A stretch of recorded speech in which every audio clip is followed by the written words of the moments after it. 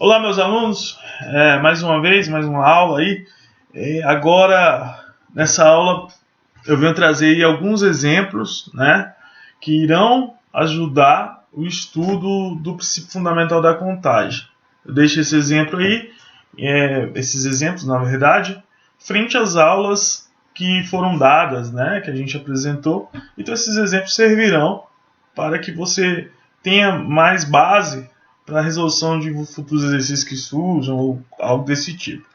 Bem, o primeiro exemplo, né, tem aqui um rapaz vai às compras e acaba comprando 2 calças e 3 camisetas. No dia seguinte ele vai sair e quer se vestir com as roupas que comprou no dia anterior. De quantas formas ele pode se arrumar? Bom, esse aqui é um exemplo bem tranquilo, fácil e referente ao princípio fundamental da contagem. Por quê? Primeira coisa, vamos escolher a calça, certo? Quantas opções de calça você tem? 2 escolhas, certo? Então, escolher uma calça lá, escolher a calça azul. Para cada escolha, né? Para essa calça azul, eu ainda vou ter que escolher as camisetas. E quantas escolhas de camiseta eu tenho? 3 escolhas. Então, para cada calça, ainda eu tenho 3 escolhas de camiseta. Pelo princípio fundamental da contagem, como que resolve? Simplesmente multiplicar 3 por 2. Então, eu tenho 6 formas, no caso, o rapaz aí tem 6 formas de se arrumar com as suas 2 calças e suas 3 camisetas. Então, esse é um exemplo trivial, um exemplo tranquilo sobre o princípio fundamental da contagem. Só basta multiplicar. Segundo exemplo, em uma lanchonete que prepara sucos naturais, os clientes possuem 3 opções de copos, 300, 500 e 1000 ml, e 5 frutas, laranja, banana, morango, acerola e melancia. Assim, quantas possibilidades de escolhas distintas nós temos ao pedir um suco? Então, se eu tenho aqui 3 opções de copo, né, e 5 opções aí de frutas, para cada copo que eu escolher, terei 5 opções de frutas, né? Se for de 300 ml, pode ser 300 com laranja, 300 com banana, 300 com morango, 300 com acerola e melancia. Então, para cada opção, abre 5. Princípio fundamental da contagem, né? O que a gente vai estar fazendo? Cada opção de suco, de copo, que são 3 opções, multiplicado pelas quantidades de opções de frutas, que são 5. 3 vezes 5, tenho 15 possibilidades, então, aí, de escolher um copo aí de suco nessa lanchonete.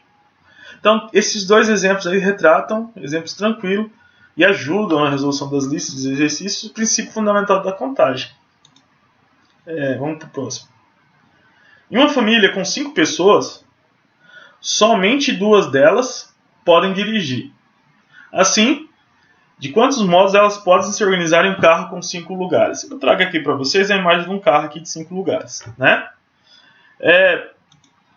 Primeira coisa, somente 2 pessoas podem dirigir. Então, quem pode sentar aqui no banco do motorista só são 2 pessoas.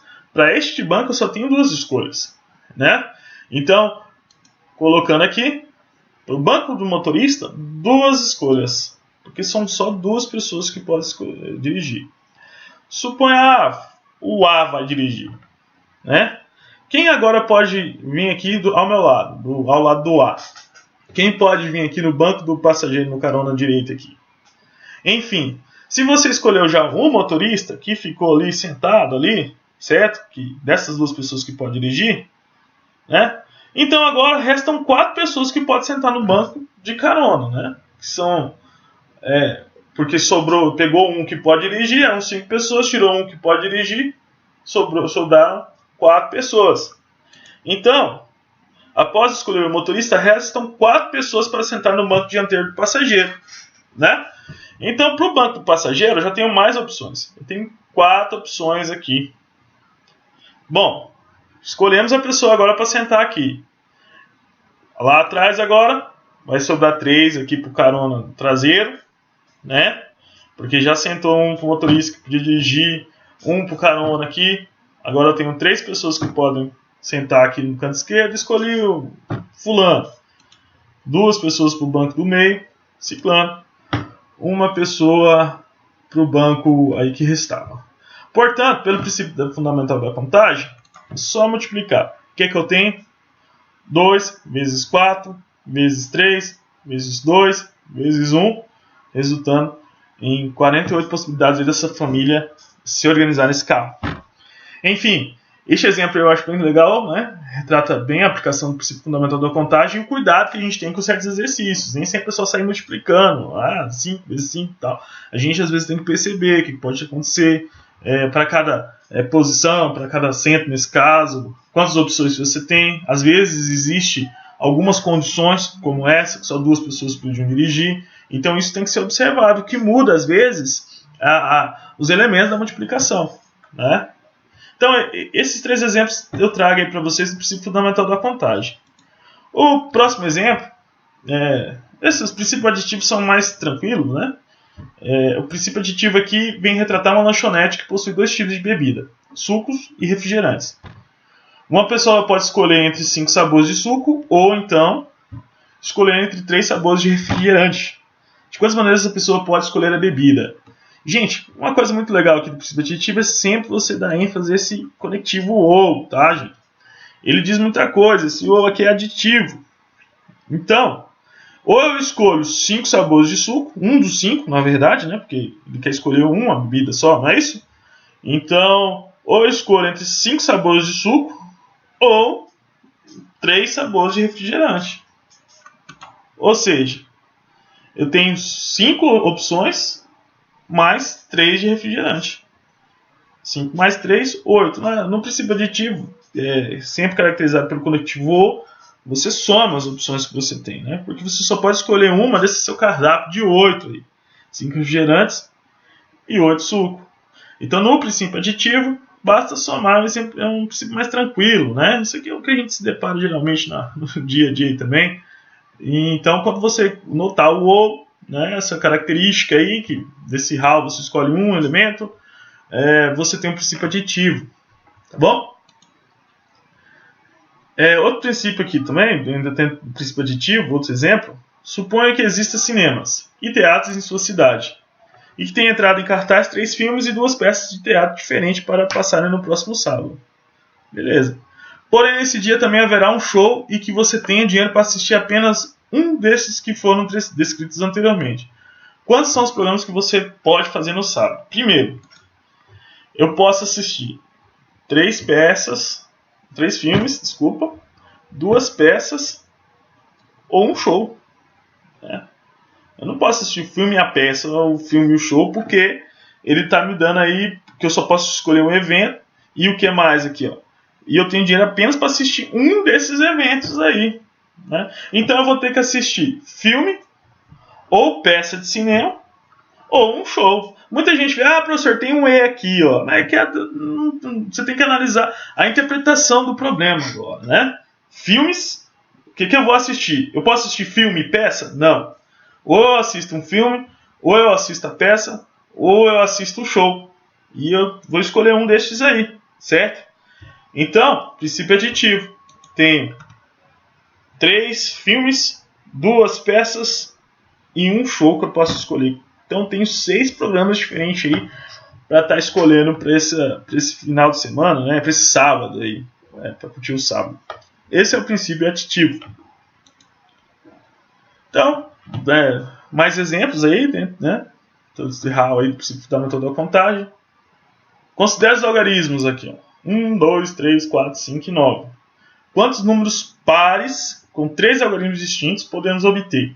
Ó, eu quero obter agora com esses elementos, com o meu menu aí, vamos chamar assim, né? Que são formados por 1, 2, 3, 4, 5 e 9. São quantos elementos? 6 elementos. Né? Quantos números pares com 3 algarismos distintos podemos obter? Vou dar um exemplo. Eu posso obter aqui, ó, 1, 5, 4. É um número com 3 algarismos distintos e par. 1, 9, 2. Pronto, outro número de 3 algarismos distintos e também par. Certo? Quando ele fala aqui, quantos números pares com 3 algarismos distintos, não é cada algarismo par que ele quer. Ele quer o número em si, né? A totalidade dele aqui O 154 é o número par, o 192 é o número par. Tá? Então ele não está se referindo ao algarismo, que cada algarismo tem que ser par. Ele está se referindo ao número, ao que você vai obter no final.